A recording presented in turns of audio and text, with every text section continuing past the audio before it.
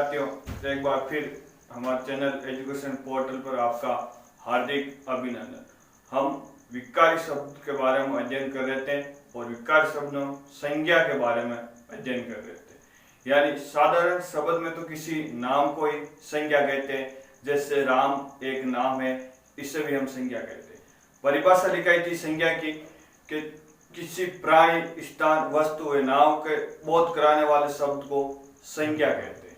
अब संज्ञा के हमने 3 भेद बताए थे, यानी नंबर 1 व्यक्तिवाचक,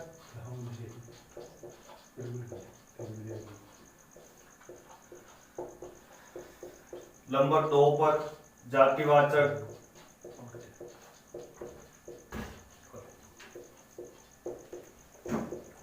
और नंबर 3 पर भाववाचक।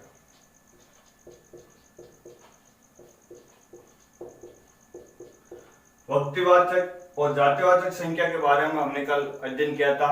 यानी व्यक्तिवाचक संख्या, संख्या के जिस शब्द से एक व्यक्ति, वस्तु, एक स्थान का बोध हो, उससे व्यक्तिवाचक संख्या कहते हैं।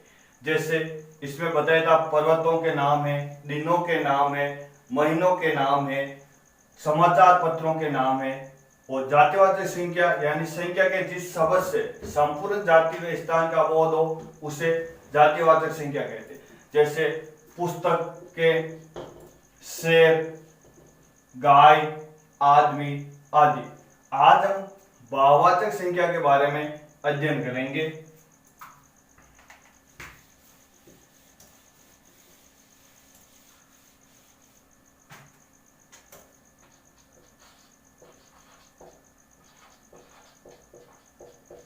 भाववाचक संज्ञा यानी जिस संज्ञा शब्द से प्राणियों,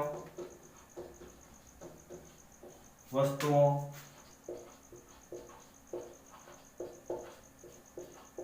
गुण, धर्म, मनोभाव का बोध हो,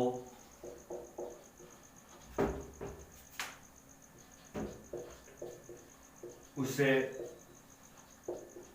भाववाचक संज्ञा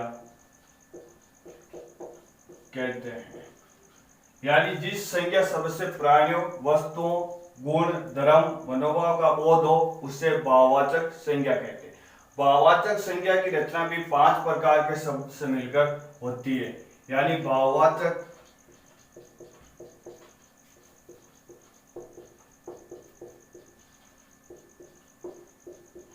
संज्ञा की रचना 5 प्रकार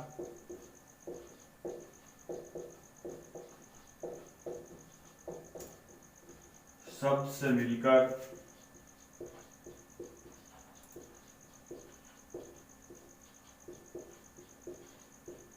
होती है। सबसे पहला आता है जातिवाचक संज्ञा से।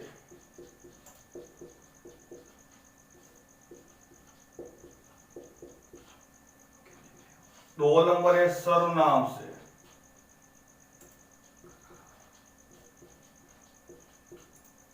तीन नंबर है विशेषण से।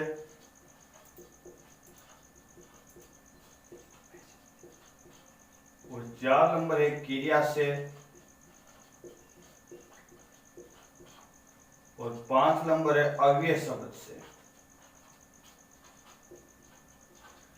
यानी भाववाचक संज्ञा है, उनकी रचना 5 प्रकार के शब्द से मिलकर होती है। सबसे पहला आता है जातिवाचक संज्ञा से, फिर सर्वनाम से, फिर विशेषण से, फिर क्रिया से और फिर अव्यय शब्द से। यानी अलग अलग शब्दों से मिलकर भाववाचक संज्ञा का निर्माण होता है। तो सबसे पहले हम जातिवाचक संज्ञा से भाववाचक संज्ञा किस तरह से बनती है उसके बारे में अध्ययन करते हैं। यानी भाववाचक संज्ञा 5 प्रकार है। जातिवाचक संज्ञा निर्माण होता है सर्वनाम से, विशेषण से, क्रिया से और अव्यय शब्द। सबसे पहले हम लेते हैं जातिवाचक संज्ञा से भाववाचक संज्ञा किस तरह का निर्माण होता है। जैसे शिशु शब्द है तो इसकी भाववाचक संज्ञा हो जाएगी शिशुता।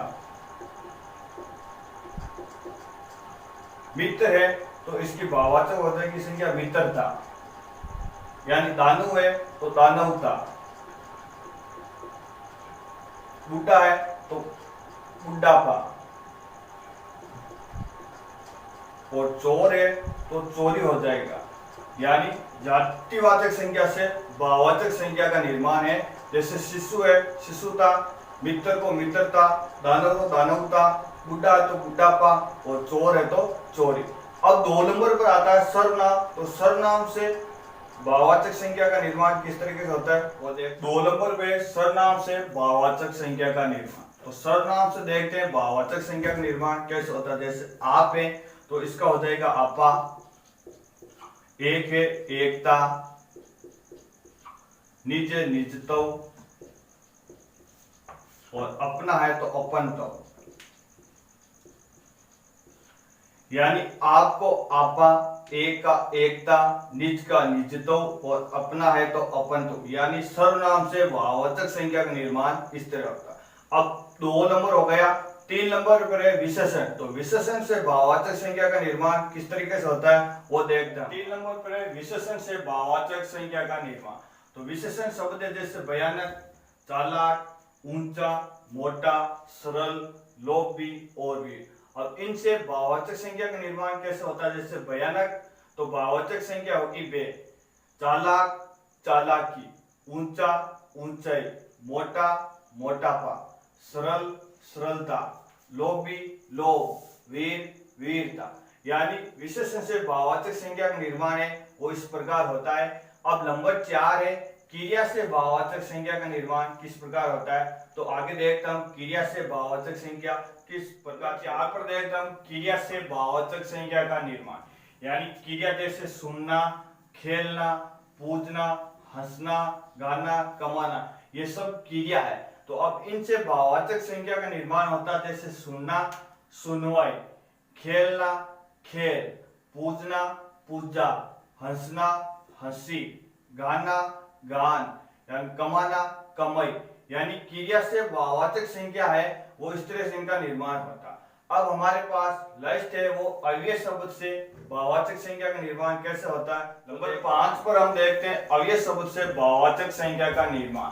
जैसे दूर, ऊपर, निकट, दिक, ये सब अव्यय शब्द है।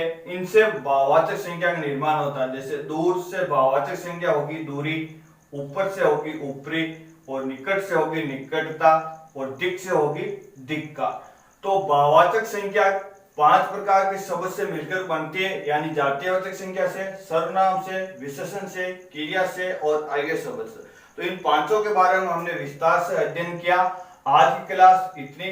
कल हम आगे विकारी शब्द यानी सर्वनाम के बारे में विस्तार से अध्ययन करेंगे। धन्यवाद।